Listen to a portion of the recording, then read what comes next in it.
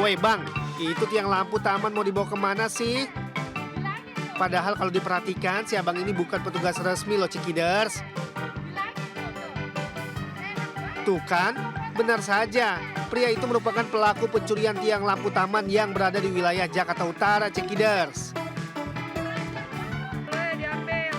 Setelah Mimin cek, ada bukti bekas potongan tiang nih. Walah, kalau semakin dibiarkan, bakal habis nih semua tiang lampu.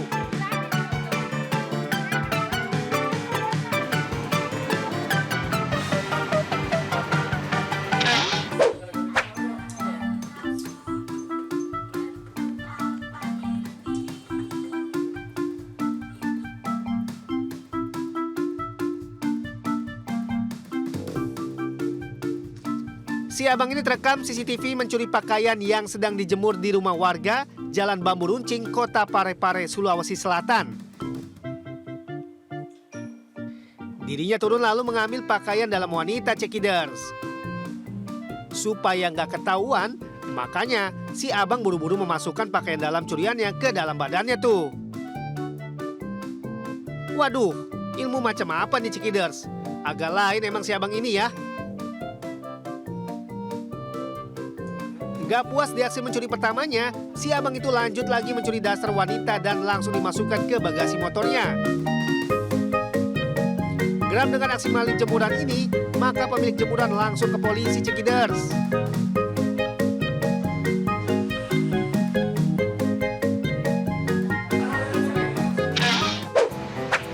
Melihat dari CCTV kronologi untuk pencuri masuk ke dalam toko ini dia apa itu? Gini nih, udah dikasih kerjaan malah mintanya lebih. Ujung-ujungnya nekat bobol toko sembako di Jalan Raya Grobogan, Solo atau di tempat kerjanya sendiri Cikiders. Karena tahu kapan tokonya tutup, makanya pelaku yang merupakan seorang karyawan ini datang ke tempat kerjanya. Pelaku terekam merusak dan mengobrak-abrik seluruh isi dagangan toko.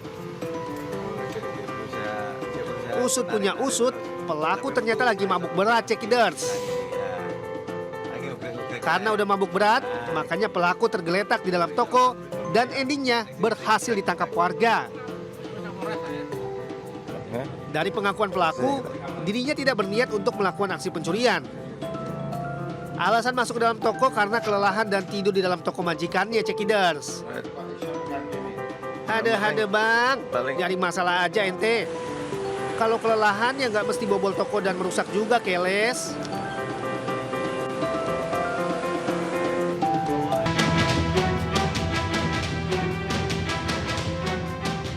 Dari rekaman CCTV rumah kos mahasiswa, terlihat salah satu pelaku masuk ke dalam memanfaatkan pintu gerbang yang tidak terkunci. Pelaku yang menjadi eksekutor sempat memperhatikan beberapa motor yang terparkir, lalu menuju ke motor sasaran. Aksi dua pelaku terbilang nekat karena lokasi kos persis berada di pinggir Jalan Telang, Kecamatan Kamal, Bangkalan, yang masih ramai lalu lalang kendaraan. Bahkan salah satu penghuni kos sempat melihat kedua pelaku, tetapi dikira sebagai tamu yang sedang berkunjung ke kos. Namun kondisi di dalam kos sedang sepi karena sebagian penghuni kos sedang keluar mencari makan malam. Habis beli makan, saya balik kos, beli air di sebelah dulu, lalu mau masuk kos ada dua orang pakai bit merah putih di situ. Yang satu pakai hoodie di sini sama dia lebih. Tapi nggak curiga kalau itu pelaku pencurian motor gitu? Curiga, cuma sempat curiga, tapi nggak terlalu. Pak. Korban telah melaporkan kasus pencurian sepeda motornya ke Polsek Kamal dengan membawa rekaman CCTV sebagai barang bukti. Dari Bangkalan, Jawa Timur, Taufik Syahrawi, iNews melaporkan.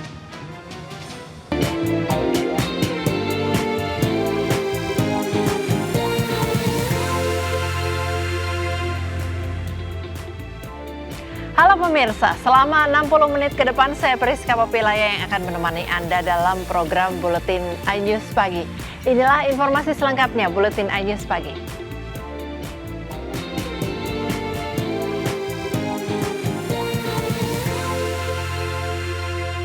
Sebuah mobil minibus masuk ke saluran irigasi di Kabupaten Musirawas, Sumatera Selatan. Mobil minibus ini hilang kendali saat pengemudinya menghindari pemotor dan kucing yang hendak menyeberang jalan. Mobil putih bermuatan lampu ini masuk ke saluran irigasi di Desa M. Siti Harjo, Kabupaten Musirawas.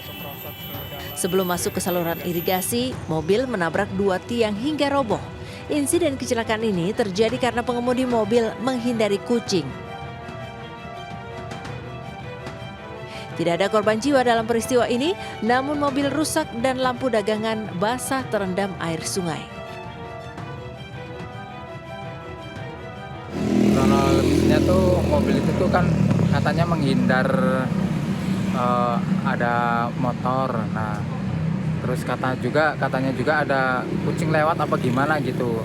Langsung dia banting setir, langsung masuk ke kali mobil itu.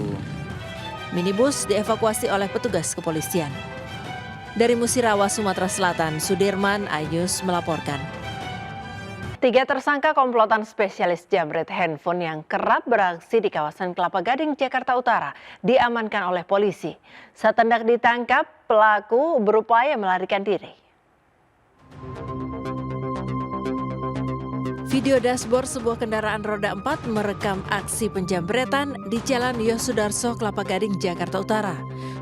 Korban yang merupakan driver taksi online sedang berhenti di sebuah lampu merah dengan kaca mobil yang terbuka setengah.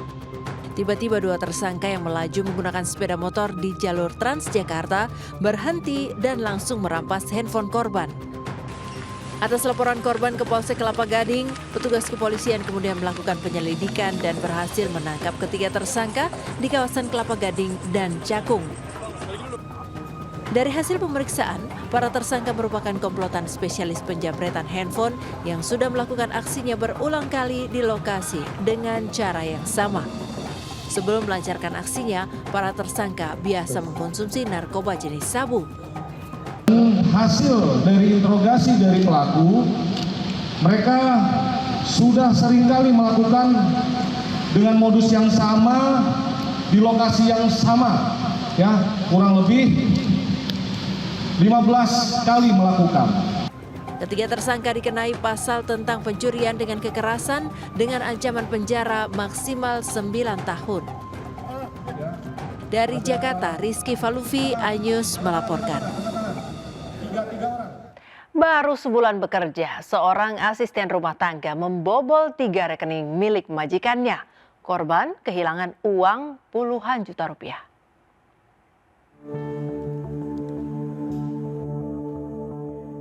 Asisten rumah tangga yang satu ini baru 1 bulan bekerja di rumah majikannya di kawasan Pancoran, Jakarta Selatan. Baru sebulan bekerja, ia nekat membobol 3 rekening milik majikannya. Kecurigaan korban berawal dari sering hilangnya uang tunai di dalam rumah dan juga pemberitahuan penarikan jutaan rupiah melalui telepon genggam. Korban meminta pertanggungjawaban, namun pelaku melarikan diri. Kerugian yang dialami oleh korban ini adalah berkisar 73.900.000. Kemudian dari hasil kejahatan tersebut, kalau dari keterangan daripada tersangka memang bermotif ekonomi kemudian untuk membayar hutang.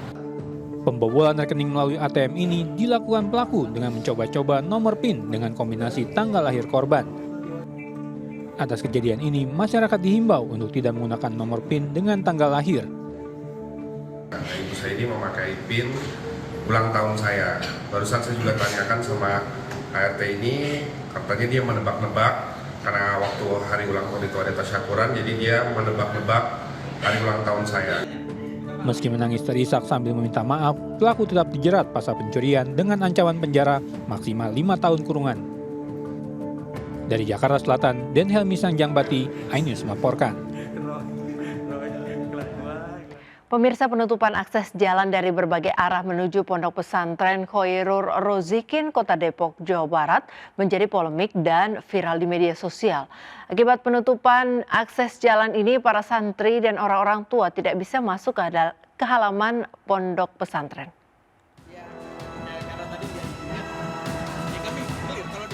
Inilah salah satu bagian tembok yang menutup akses menuju pesantren Hoirul Rozikin di Beji, Kota Depok.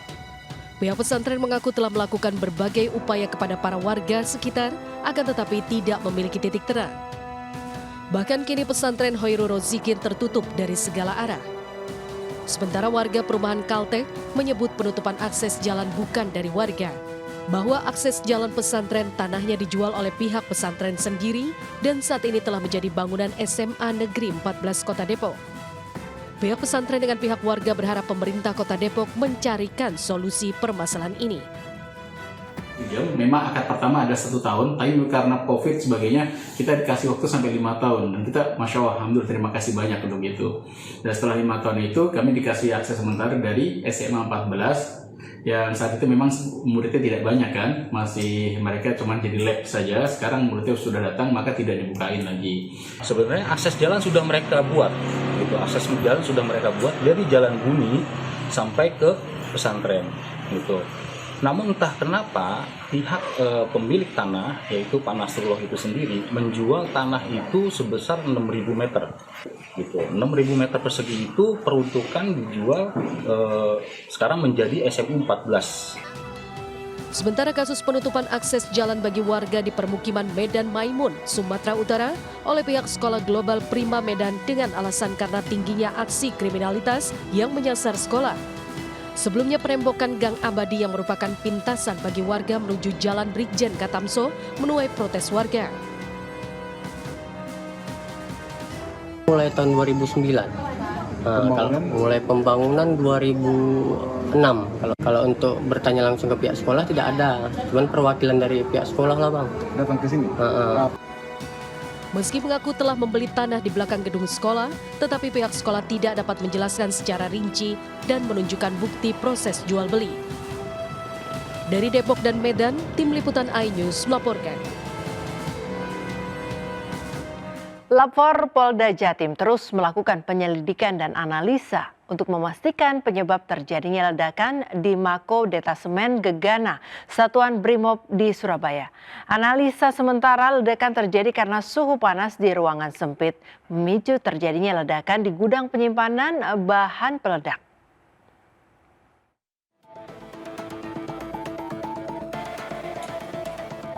Laboratorium dan Forensik Polda Jawa Timur hingga Senin malam terus menyelidiki penyebab terjadinya ledakan di Mako Detasemen Gegana Satuan Brimob Polda Jawa Timur. Analisa awal, musim hujan membuat kondisi di dalam ruangan menjadi lembab yang kemudian terkena sinar matahari terik sehingga terjadi reaksi kimia yang memicu ledakan. Apalagi ukuran gudang hanya 2x3 meter dengan atap dari seng sehingga di dalam ruangan lembab dan panas. Sedangkan bahan peledak yang ada di dalam gudang penyimpanan Jibom Brimob Polda Jatim merupakan low eksplosif yang justru sangat sensitif terhadap berbagai gerakan, panas, dan tekanan. Kita suasana sekarang lagi hujan karena barang itu baru masuk, kemudian lembab, terjadi reaksi kimia di antara mereka dengan kena panas pada suhu sekitar jam 10-an itu secara teoris bisa meledak dengan sendirinya. Sementara Kapolda Jawa Timur Irjen Pol Imam Sugianto yang ditemui saat melakukan pengecekan di TKP mengatakan ledakan berasal dari bahan peledak low eksplosif yang biasa dipakai untuk bom ikan. Barang yang temuan, bahan peledak seperti bondet, kemudian bahan peledak yang dipakai untuk bom ikan dan lain-lain itu yang rencananya memang akan didisposal. Ledakan terjadi di gudang penyimpanan bahan peledak Brimob Polda Jatim di Jalan Gresik, Kembangan, Kota Surabaya. Efeknya sampai 100 meter dari titik ledakan menyebabkan kerusakan pada gedung atau rumah di sekitar area gudang. Banyaknya 10 anggota Brimob menjadi korban dan semuanya hingga saat ini masih dirawat di Rumah Sakit Bayangkara. Dari Surabaya, Jawa Timur, Nur Syafi'i, iNews melaporkan.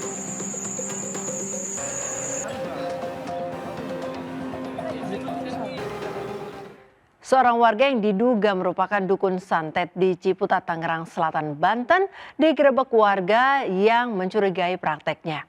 Saat melakukan penggerebekan, warga menemukan sejumlah foto-foto korban yang diduga merupakan korban santet dan senjata api, puluhan peluru, serta sebuah granat. Inilah aksi penggerbekan warga di sebuah rumah seorang pria yang diduga dukun santet berinisial HY di Kampung Sawah Ciputat, Tangerang Selatan, Banten. Penggerbekan ini dilakukan lantaran warga resah dengan praktek pria yang diduga berprofesi sebagai dukun santet ini. Saat menggerebek, warga menemukan sejumlah foto-foto mencurigakan yang diduga dijadikan sebagai media atau alat untuk menyantet. Tak hanya itu, warga juga menemukan senjata api, puluhan peluru, dan sebuah granat. Diduga akibat praktek HY ini, sejumlah warga mengalami sakit, bahkan ada yang meninggal. Kejadian yang janggal yang menyangkut ada yang mengatakan ini santet. Kayaknya dia punya ada rasa sakit hati aja sama orang-orang yang dianggap dia nggak suka, itu aja. Ada yang meninggal, ada yang sakit. Tim Gegana yang mendapatkan laporan langsung mendatangi lokasi. Satu persatu rumah HY digeledah dan dalam penggeledahan, tim Gegana berhasil mengamankan barang bukti lainnya. HY pria yang diduga dukun santet ini telah membuat surat pernyataan tidak akan melakukan praktek dugaan santet ini. HY saat ini telah diamankan ke Mapolres Tangerang Selatan guna penyelidikan lebih lanjut. Dari Tangerang Selatan, Banten, Nunung Purnomo, iNews melaporkan.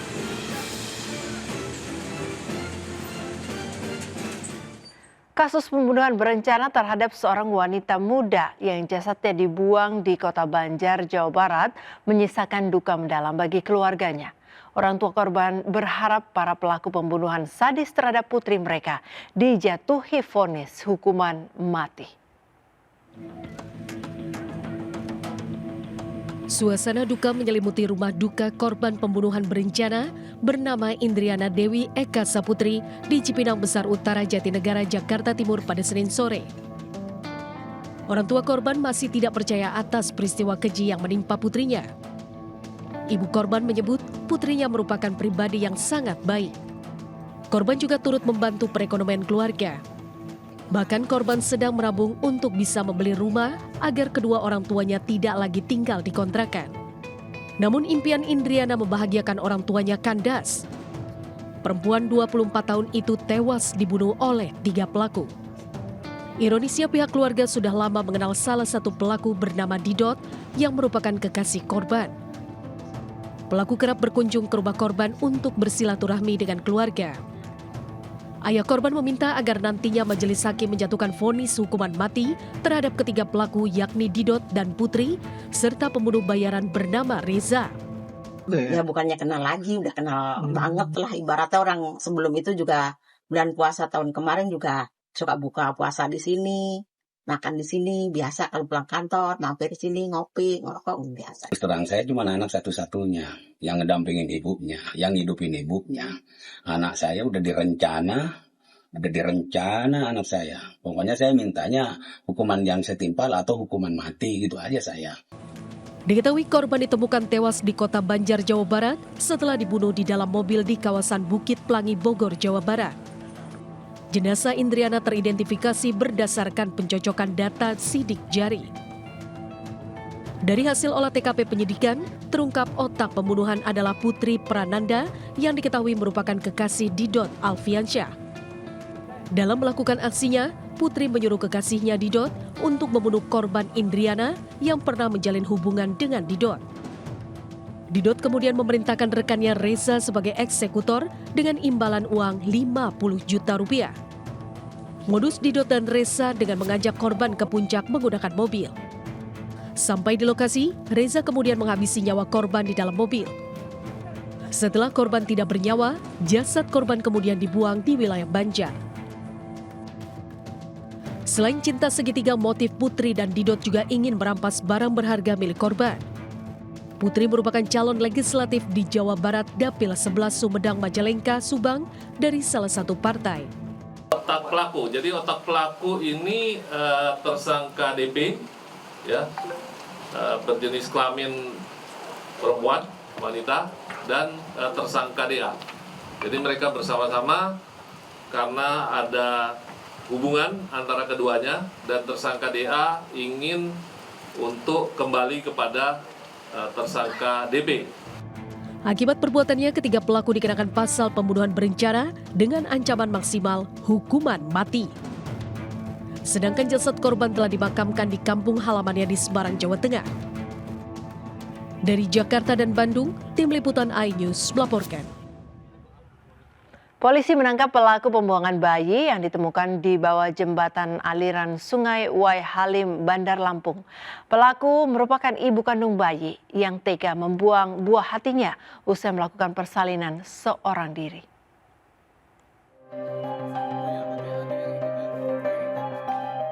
Tersangka RA pasrah saat ditangkap unit Reskrim Polsek Sukarame di rumahnya di Kelurahan Sukadanaham, Tanjung Karang Barat, Bandar Lampung, Lampung. Gadis berusia 21 tahun ini ditangkap polisi usai membunuh dan membuang bayi yang baru dilahirkannya seorang diri di bawah jembatan aliran sungai di kawasan Wai Halim, Bandar Lampung pada Rabu pekan lalu. Bayi perempuan itu pertama kali ditemukan warga yang sedang mencari barang rongsokan di lokasi kejadian. Warga yang curiga kemudian melapor ke Pamong dan polisi. Berdasarkan keterangan saksi dan serangkaian penyelidikan, polisi kemudian mengidentifikasi tersangka yang merupakan ibu kandung korban yang tega membuang buah hatinya sendiri. Dari pemeriksaan terungkap aksi nekat itu dilakukan karena tersangka panik dan malu karena melahirkan bayi dari hasil hubungan dengan pacarnya. Tersangka juga mengaku melakukan persalinan seorang diri di rumahnya.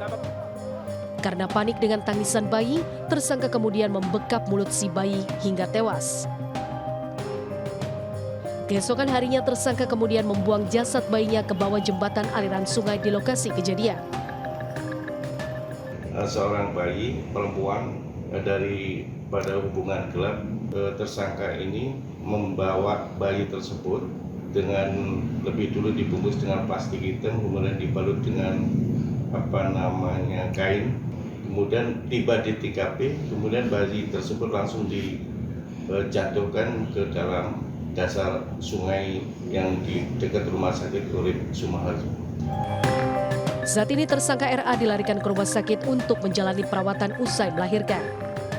Atas perbuatannya, tersangka RA dijerat pasal Undang-Undang Perlindungan Anak dengan ancaman hukuman 15 tahun penjara. Dari Bandar Lampung, Andreas Afandi, iNews melaporkan. Sementara itu, sesosok bayi perempuan ditemukan warga di sebuah garasi di Karangasem, Bali. Bayi dalam kondisi sehat, lengkap dengan pakaian dan juga kain bedong, dikirim ke puskesmas untuk mendapatkan perawatan medis. Warga Dusun Waringin, Desa Pempatan, Kecamatan Rendang, Karangasem, Bali, dihebohkan dengan penemuan sesosok bayi berjenis kelamin perempuan pada Senin sore. Bayi perempuan ini ditemukan di sebuah garasi milik warga saat penghuni rumah hendak menurunkan bahan bangunan. Saat ditemukan, bayi dalam kondisi sehat, lengkap dengan pakaian dan juga kain bedong. Untuk bayi sendiri, saat ini sedang dirawat di Puskesmas Rendang dan kami juga sudah berkoordinasi dengan Unit Pelindungan Anak dan Perempuan Kabupaten Karangasem. Nah, bagaimana selanjutnya? Nah, kami akan koordinasikan lebih lanjut agar bayi ini yang paling utama adalah keselamatannya. Untuk mendapatkan perawatan intensif, bayi langsung dibawa ke Puskesmas Rendang. Sementara petugas kepolisian masih terus melakukan penyelidikan untuk mencari pelaku pembuangan bayi. Dari Karangasem, Bali, Yunda Ariesta, iNews melaporkan. Tim SAR gabungan berhasil menemukan 2 warga tertimbun tanah longsor di Sambirejo, Kabupaten Sragen, Jawa Tengah. Kedua korban yang merupakan ayah dan anaknya ditemukan dalam kondisi meninggal dunia.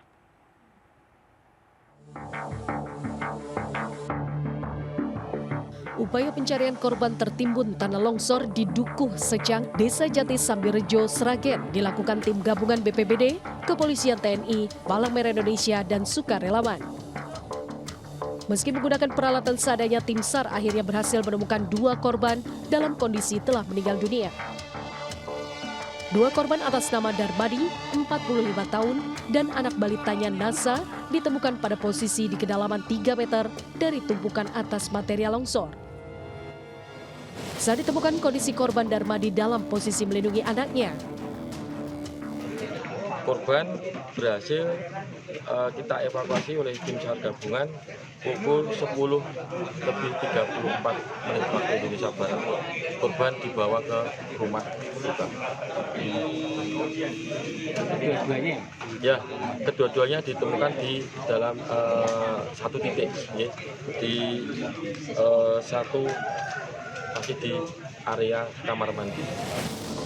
Longsor terjadi pada Minggu sore usai hujan deras yang mengakibatkan 4 orang dalam satu keluarga tertimbun longsor tanah. 2 korban dapat dievakuasi warga dalam kondisi selamat, sedangkan 2 korban lainnya meninggal dunia.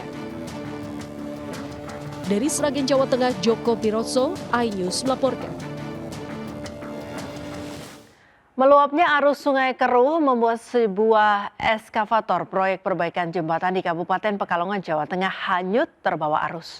Cuaca buruk juga menyebabkan sebuah rumah tertimpa tebing setinggi 5 meter.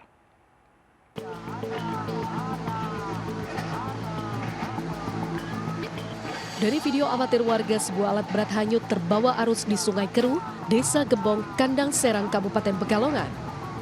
Eskavator yang hanyut merupakan alat berat untuk proyek perbaikan jembatan di desa setempat. Beruntung sang sopir dapat menyelamatkan diri keluar dari kabin dibantu oleh warga. Banjir diakibatkan hujan sehingga Sungai Keruh meluap. Bego tersebut berhenti dan tidak bisa operasional dan terjadilah hujan deras sehingga bego tersebut terseret oleh arus karena Sungai Kali-Keruh arusnya sangat kencang sekali. Hujan deras juga mengakibatkan tebing setinggi 5 meter menimpa sebuah rumah warga desa Sidomulyo, Kecamatan Lebak Barang. Beruntung dari 2 kejadian ini tidak ada korban jiwa. Rumah warga yang tertimpa tanah longsor rusak di bagian dapur. Dari Pekalongan, Jawa Tengah, Suryono Soekarno, iNews melaporkan. Beralih ke informasi selanjutnya, pemirsa, Presiden Joko Widodo meminta masyarakat meminta penjelasan langsung dari KPU terkait lonjakan suara Partai Solidaritas Indonesia atau PSI. Sementara itu KPU mengaku masih melakukan rekapitulasi suara berjenjang dan meminta masyarakat menunggu hasil resminya. Lonjakan suara PSI masih menjadi misteri. Berbagai pihak menilai suara PSI yang melesat signifikan dalam waktu singkat mengandung anomali. Hingga Senin siang dari data real count, KPU PSI mendapat angka 3,13% suara sah nasional. Presiden Jokowi turut merespon lonjakan suara PSI pada pemilu 2024 ini. Jokowi meminta masyarakat meminta penjelasan langsung dari KPU. Itu urusan partai, tanyakan ke partai. Tanyakan ke KPU. Terkait hal ini, KPU dan Bawaslu akhirnya angkat bicara dan menyatakan perhitungan suara akhir partai politik tidak ditentukan oleh hasil suara Sirekap, namun berdasarkan rekapitulasi manual secara berjenjang. Kemudian kalau ada salah hitung, salah tulis kan ditelusuri satu persatu. Jadi saya kira itu nanti yang akan kita jadikan dasar sampai dengan penetapan hasil akhir. Yang batas akhirnya adalah tanggal 20 Maret 2024. Sementara itu Ketua Bawaslu RI Rahmat Bagja menyampaikan bahwa pihaknya telah melakukan verifikasi langsung terkait perbedaan hasil suara PSI di formulir C hasil dan Sirekap. Dari penelusuran yang dilakukan ditemukan adanya kesalahan sistem di mana Sirekap tidak presisi membaca formulir C hasil yang menyebabkan ketidaksesuaian suara PSI. Ada beberapa yang kita verifikasi tidak terbukti, kemudian kita verify ke lapangan, misalnya ada di Cilegon sudah terselesaikan, ada di media sosial kan, ada juga di Jawa Tengah. Tapi menurut teman-teman Panwas sudah telusuri, izin tidak kami lacak, ternyata video itu diisi rekap yang tidak presisi membaca angka. Dari Jakarta, Amrina Rida, Yudi Richard, iNews melaporkan. DPR RI akan menggelar sidang paripurna pagi ini pasca pemilu 2024. Dalam sidang ini patut ditunggu apakah rencana hak angket untuk menyelidiki dugaan Pilpres 2024 akan dibahas.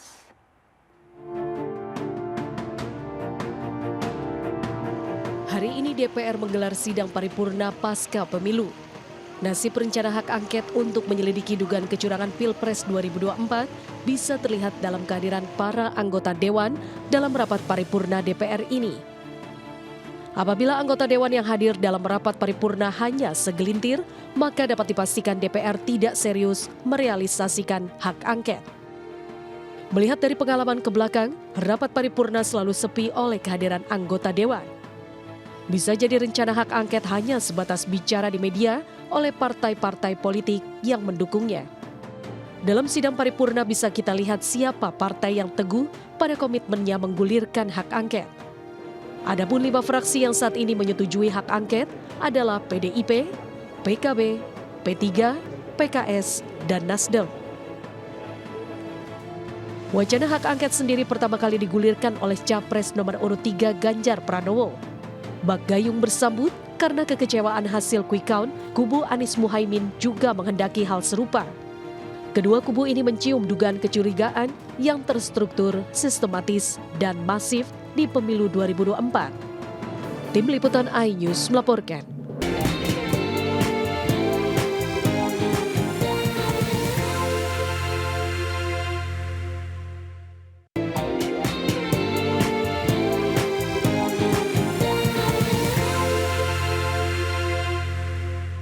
Unjuk rasa mendukung Palestina digelar ratusan emak-emak di Kedutaan Besar Mesir di Jakarta pada Senin siang. Sambil membawa peralatan dapur, emak-emak meminta pemerintah Mesir membuka gerbang Rafah sebagai akses penyaluran bantuan ke Gaza yang dilanda kelaparan. Semangat kita untuk membela Israel. Sambil membawa berbagai macam peralatan dapur, sekelompok orang yang didominasi emak-emak menggelar unjuk rasa di depan gedung Kedutaan Besar Mesir di Jalan Teguh Umar. Massa yang menamakan dirinya Komunitas for Free Palestine terus meneriakan yel-yel dukungan penuh terhadap warga di Gaza, Palestina. Aksi solidaritas tersebut sebagai desakan kepada pemerintah Mesir agar membuka gerbang Rafah sebagai akses penyaluran bantuan kemanusiaan ke Gaza yang dilanda kelaparan. Ini aksi dari Komunitas for Free Palestine. Ini aksi damai. Untuk aksi damai tujuannya hanya satu, yaitu untuk bagaimana pemerintah dari Mesir membuka pintu Rafah. Meski aksi emak-emak tidak ditanggapi oleh Kedutaan Besar Mesir, akan tetapi tidak menyurutkan semangat pengunjuk rasa yang akan terus menyuarakan penderitaan warga di Gaza hingga pemerintah Mesir mau membuka gerbang Rafah. Dari Jakarta, Rani Sanjaya, iNews melaporkan. Informasi tadi sekaligus mengakhiri perjumpaan kita hari ini. Mari ulurkan tangan Anda untuk berbagi kebaikan kepada sesama bersama MNC Peduli melalui nomor rekening di bawah ini atau dengan scan kris berikut melalui aplikasi uang digital Anda. Informasi lebih lengkap dapat diakses di mncpeduli.org. Saya Priska Papilaya pamit undur diri. Terima kasih atas kebersamaan Anda. Selamat pagi, sampai jumpa.